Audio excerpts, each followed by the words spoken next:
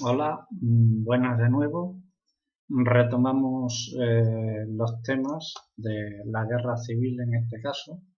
correspondiente también al bloque de los acontecimientos que bueno, pues sucedieron a lo largo del siglo XX.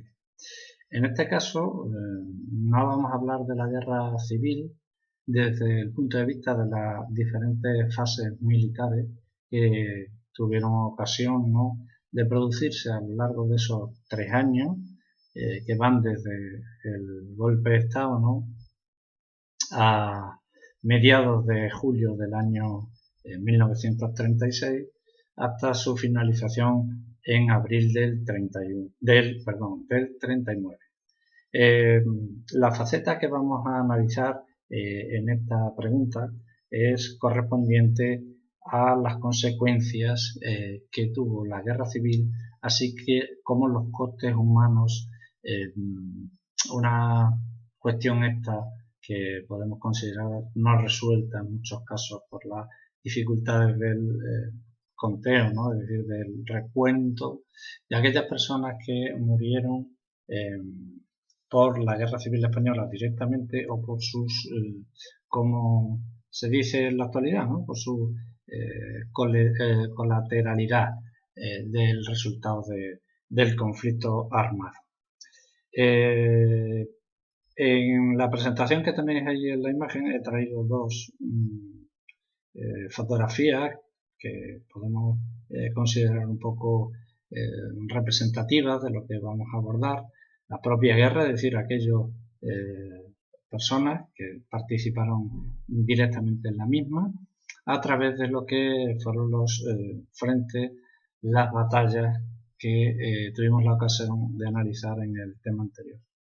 Y por otro lado también aquellas personas que murieron sin haber estado nunca en el frente de batalla y que lo hicieron por diferentes causas. Una de ellas, por ejemplo, fue por los bombardeos que de carácter civil tuvieron lugar en muchos de los pueblos y ciudades de España. El que tenéis ahí en la imagen es el bombardeo de Guernica, inmortalizado, como ya hemos analizado, por esa obra de arte, ¿no?, que ejecutó Pablo Picasso en 1937.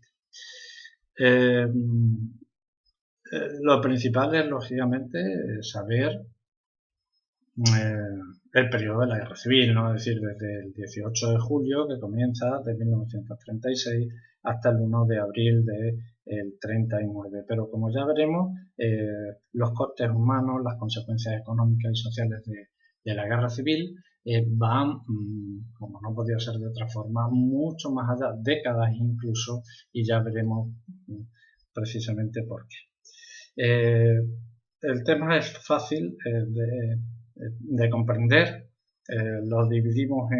en dos cuestiones fundamentales, en tres, perdón, que serían los que consideramos los costes humanos, es decir, las vidas de las personas, de los españoles, fundamentalmente, que la perdieron durante el conflicto armado, aquellas consecuencias económicas que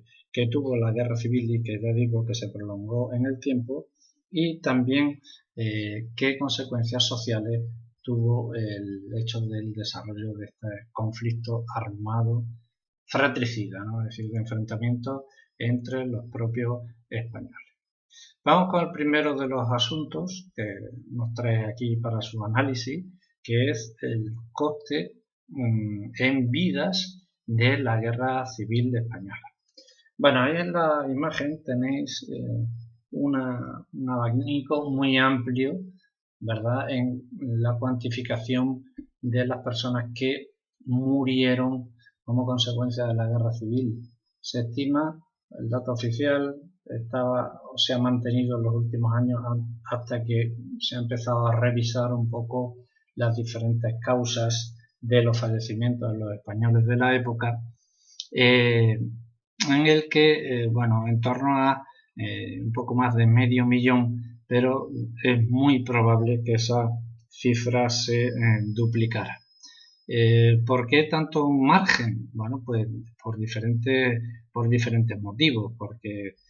claro, muchos de los asesinatos, de los fusilamientos y la posterior desaparición de esos cuerpos, pues invitan a pensar que bueno, pues sucedió justamente ese acto, ¿no?, de pérdida de una vida, pero sin poder localizar el cuerpo de la víctima. Sabemos además que hay muchos todavía enterrados y sin una identificación clara de aquellos que perdieron la vida durante la contienda civil. Además, al margen, lógicamente, donde más vidas se pierden es en el frente de batalla, es decir, en los diferentes trincheras, ¿no?, que se hicieron en su día y que dieron lugar a esas batallas que hemos analizado, como podía ser la de Guadalajara, la del Jarama, la de la batalla del Ebro, ¿no?, que sin duda fue la más sangrienta dentro de las que tuvo lugar en la Guerra Civil Española, pero habría que también sumar aquellas ejecuciones que se consideraron sumarias, que prácticamente no hubo un juicio donde las partes tuvieran lugar de su defensa, y de los denominados paseos. ¿Qué es eso de los paseos? Que en muchas ocasiones se han bueno, pues citado, ¿no?, como uno de los modos en los cuales se asesinaba en la Guerra Civil Española, pues era sacarlo a la persona correspondiente, independientemente del bando, llevarle a las afueras del pueblo, a las tapias de un cementerio, en un camino rural perdido, en un puente, y fusilarlo directamente, ¿no?, matarlo y el cuerpo, bueno, pues dejarlo sin una fosas, sin que fuera víctima simplemente de la corrupción o del propio cuerpo de manera natural, sin saber además el lugar donde se había producido, ¿no? Uno de los casos más conocidos, ¿no?, que murieron de esta forma es, por ejemplo, el de Federico García Lorca. Por un lado, el bando sublevado, es decir, de las tropas franquistas, en una primera instancia, esa forma sistemática de implantar el terror para que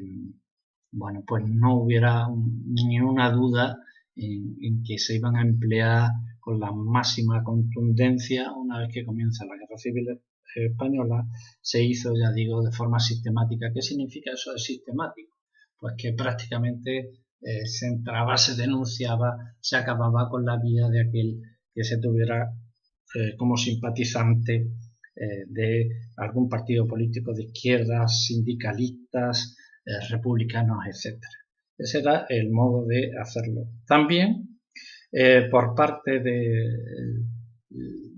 un poco del caos, ¿no?, de la desorganización inicial que tuvo la República, que se vio obligada en muchos casos a dotar de armamento a personas sin cualificación militar, que no sabían empuñar un arma, un fusil, una pistola, pues también en esos primeros momentos se cometieron muchas, digamos, asesinatos descontrolados, ¿no? ¿Hacia quiénes? ¿Cuáles fueron justamente la dirección de esa, digamos, fuera de control, ¿no?, de la República? Pues sobre todo a aquellos clases sociales que habían mostrado una defensa de los valores conservadores o de derechas, y que si se tenía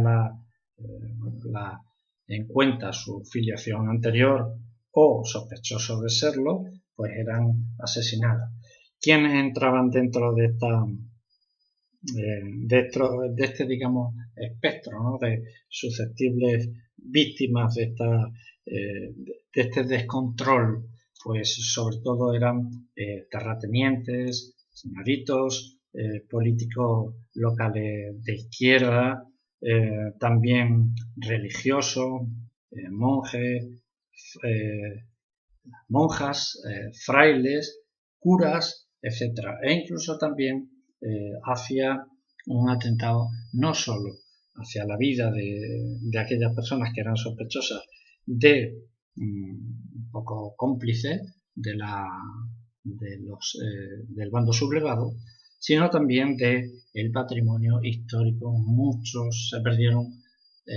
los libros de censo, bautismo, matrimonios, defunciones, así como el valor de las tallas de madera, de los retablos, de las propias iglesias, de los conventos, en fin, de todo lo que os podéis imaginar que alberga un convento, un monasterio, una iglesia o una catedral. Eso eran momentos, ya digo, de descontrol. A todo ello hay que sumar una cifra que es la que siempre se ha tenido como referencia, que es esa de 500.000 personas que han muerto, en la cual, bueno, pues tenemos que incluir aquellos que murieron en combate, como la imagen que hemos visto anteriormente en una trinchera, de aquellas ejecuciones que se fueron produciendo conforme se ganaba alguna localidad o alguna comarca, y de asesinatos que sucedieron de forma indiscriminada y con mucha virulencia al comienzo de la Guerra Civil Española, hasta que se estabilizaron un poco los límites de control por parte de uno u otro bando. Claro, también hay que añadir algo muy importante, ¿no?, que es aquellos que perdieron la vida en los bombardeos que se produjeron a lo largo de estos 3 años de contienda. También habría que añadir al número de víctimas aquellos que lo harán por malnutrición, algo que incluso se prolongará en el tiempo, no solo durante la Guerra Civil. De hecho, el comienzo de la década de los 40, bueno, pues se denominarán los años del hambre, en el cual, bueno, pues muchos niños y también personas mayores, lógicamente, perdieron la vida a causa de su malnutrición y de su hambre. Y también por enfermedades, lógicamente, directamente relacionadas con la falta de higiene y de una debilidad inmunológica a consecuencia de lo anterior. Es decir, si estabas malnutrido, pues tu cuerpo no podía luchar contra aquellas enfermedades que se podían propagar con mayor facilidad por la pérdida del control higiénico y de las infraestructuras sanitarias. ¿En qué se traducirá eso? Pues en varias cosas sobre la pirámide de población española. Primero, aquellos que perdieron la vida en la guerra, por supuesto, muchos más hombres que mujeres, porque estos sobre todo lideraron la vanguardia, y se ve perfectamente en esos huecos que se producen en la pirámide de población en las generaciones siguientes, es decir, aquellos que lucharon, que tendrían en un abanico amplio entre los 20 y los 50 años, son los que más perdieron, y por lo tanto en los años posteriores se verá cómo con respecto a otras generaciones pues se produjo ahí un hueco, pero es que además hay que tener en cuenta que al estar en ese abanico de edad se encuentra en edad fértil, con lo cual ya no es solo que hayan muerto, sino aquellos que debieran haber nacido por causas naturales y no lo hagan porque justamente murieron los que potencialmente podrían ser los padres, ¿no? Es decir, que eso tiene un coste a la larga y lo tuvo, lógicamente, la pirámide de población española. Aquí tenéis, bueno, si habéis observado conforme me escuchabais, pues bueno, algunas de las causas que se estiman, ¿no?, que fueron lo que dio al final, ¿no?, ese balance de fallecidos durante la Guerra Civil Española. Vamos con el segundo de los aspectos, dejamos esas consecuencias o esos costes humanos y vamos con las consecuencias económicas. Bien, hay un dato que es suficientemente ilustrativo, que es que en la situación en la que se encontraba previa a la guerra, es decir, al comienzo del año 36, no se alcanzará esos niveles de vida, de bienestar, entre comillas, ¿no? Si comparamos lógicamente con la actualidad, en nada tiene que ver, pero había alcanzado España un cierto desarrollo social y económico que no se volverá a tener hasta ya avanzada la década de los años 50. Os podéis imaginar además en qué situación queda España, totalmente, ¿no?, arrasada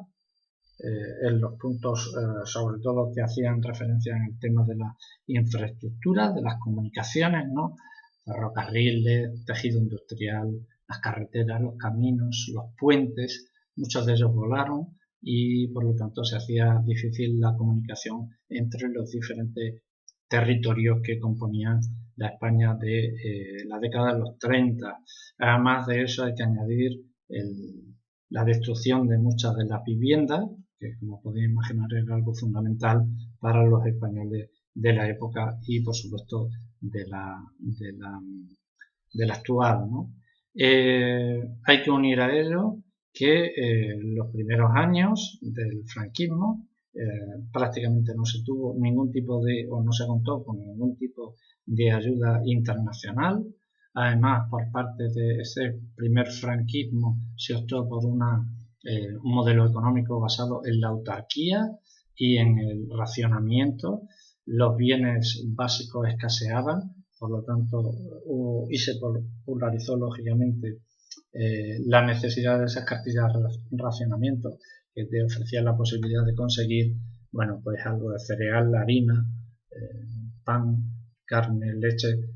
pero contado, para que nos entendamos, ¿no? Y la autarquía, que es el sistema, bueno, que propicia el hecho de que no se cuenta con importaciones de productos del exterior y la producción y el abastecimiento del mercado interno hay que hacerlo justamente con la producción de aquí, que salía de aquí, de España. A eso habría que unir, lógicamente, la caída de la producción agrícola, de la propia cabaña ganadera, de ese sector primario que se convierte en elemento fundamental para el sustento de la vida cotidiana de los españoles en aquella y en la actual época y que llevará a esos años del hambre anteriormente citados, ¿no? Es el hambre de la posguerra. Habría que añadir además el enorme gasto tan elevado que tuvo la Guerra Civil Española y las deudas que se contrajeron con otras potencias que apoyaron a uno u otro bando. En el caso del gobierno republicano, sabéis que avanzada la guerra, eso sí, contó con el apoyo de la Unión Soviética, fundamentalmente a través de lo que era el equipamiento bélico y de estrategas militares que hubo que pagar, lógicamente. Esa ayuda no fue gratuita y de ahí que se hable del oro de Moscú, que es ni más ni menos que el pago de esa deuda a través de las reservas de oro que hubo que sacar del Banco de España. Y el bando sublevado también tuvo que pagar, ¿no?, bastante del apoyo que tanto Alemania como Italia ofrecieron en esa ayuda y que, bueno, se traducirá, por ejemplo, en el caso de Alemania, en la explotación de minas que teníamos en la península y que eran minas de carácter estratégico para abastecer a una industria belicista como la alemana que en esos momentos se encontraba en pleno desarrollo de la Segunda Guerra Mundial. Dicho esto, el balance final es catastrófico, como no podía ser de otra forma después de una guerra tan cruenta, y desde el punto de vista económico a España tardará más de 20 años en alcanzar un estatus, digamos, equilibrado con respecto a la evolución de su desarrollo hasta que llegó el conflicto bélico de la Guerra Civil. Tardaría, por lo tanto, hasta los años 50 bien avanzados y motivado también por algunas de las prácticas económicas que llevaron a cabo el gobierno de Franco, como fue el plan de estabilización del año 59. Y por último, la tercera, aparte de esas causas, digamos a nivel personal, ¿no?, de las personas, de las económicas, fueron las sociales. Es decir, ¿qué trajo la guerra? Como podéis imaginar, la guerra prácticamente no trae absolutamente nada bueno y también tendrán un efecto en los años inmediatos después de su finalización. Está claro que esta guerra lo gana un bando, que es el bando franquista, con un estado monolítico, dictatorial, totalitario, que durará hasta la muerte del propio dictador y que se mostró inmisericorde con respecto a los vencidos. Si recordáis, en los últimos días de la guerra civil, donde estaba claro ya el desenlace a favor de las tropas franquistas, se pidió de alguna forma un cierto perdón, ¿no?, de aquellos que habían participado del bando republicano. Sin embargo, la rendición que se pidió al enemigo fue una rendición incondicional. De hecho, eso se traducirá en una represión enorme en los años posteriores de la guerra civil, estaríamos hablando de los años 40, en la cual se buscó a aquellos que habían participado de algún que otro modo en defensa de la República, ya sea por su carácter ideológico, por su carácter político, por su militancia o por simplemente la sospecha de que podría haber sido partidario de ese régimen democrático de la República. Además, esa represión y esa persecución política que se hacía hacia el perdedor, en este caso, los republicanos, contó con el apoyo decidido de la Iglesia Católica, una iglesia mucho más radicalizada, si cabe, más ultraconservadora que anteriormente, quizá debido a,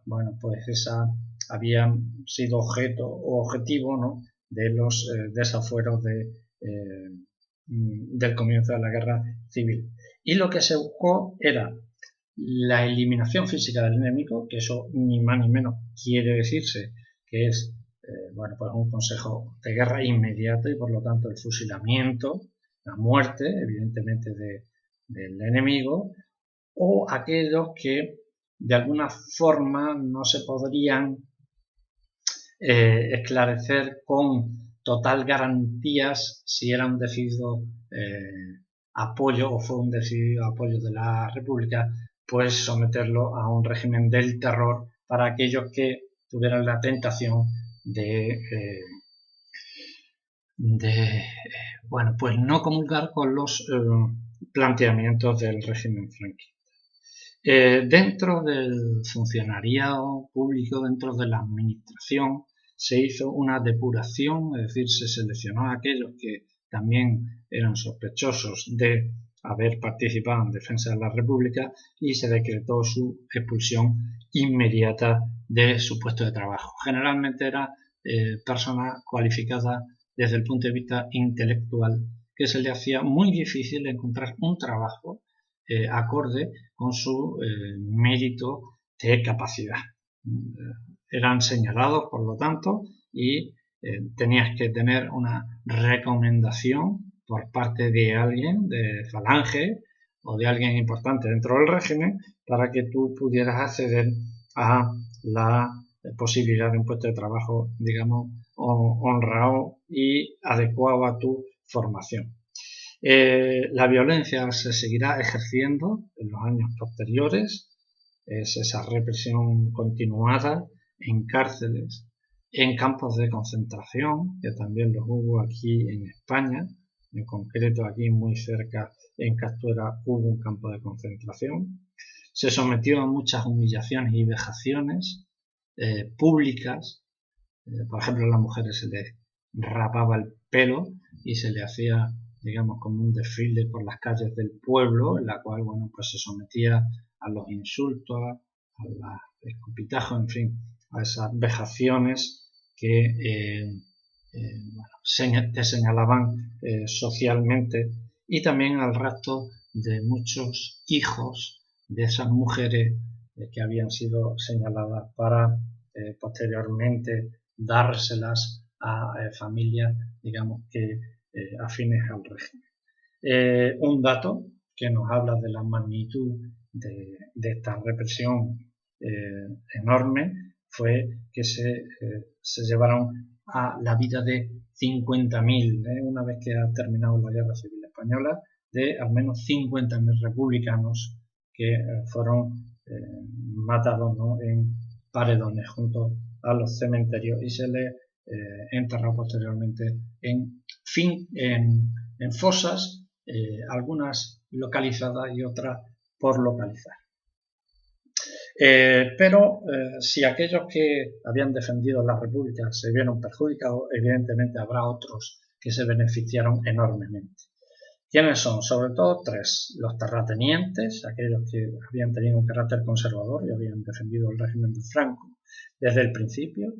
el ejército como sustento justamente de esta victoria; y la Iglesia, que también había sido elemento fundamental en ese apoyo. Además, se beneficiaron en muchos casos de la confiscación de tierras, de bienes y viviendas de aquellos republicanos que habían tenido que dejar el país, de aquellos que habían sido asesinados o simplemente señalados, y pasaron a formar parte en muchos casos de ese patrimonio de estos tres grupos, ya digo, sociales, de los que acabo de mencionar, ¿no?, de terratenientes, del ejército y de la Iglesia.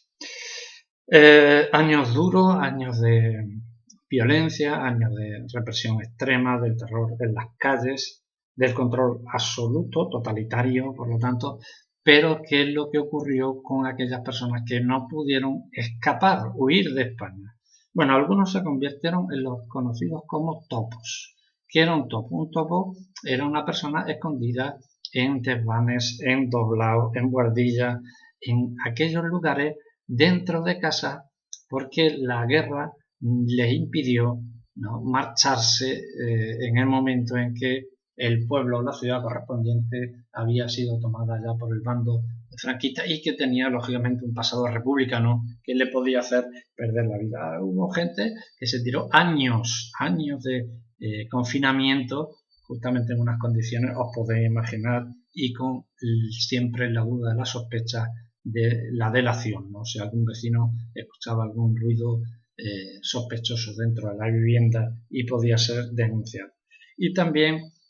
otros que decidieron seguir empuñando las armas son los maquis, es decir, aquellas personas que se echaron al monte, a la sierra, a lugares agrestes de difícil acceso, y que, bueno, pues lo hubo repartido por toda España, también aquí en Extremadura, bastante, en las cuales, bueno, pues intentaba vivir de alguna forma en esos lugares inhóspitos desde el punto de vista del hábitat, para seguir manteniendo un poco aquí su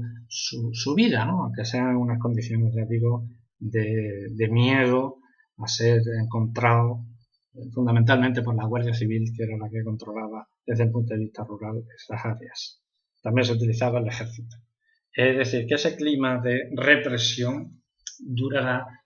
no muchos años, sino evidentemente todos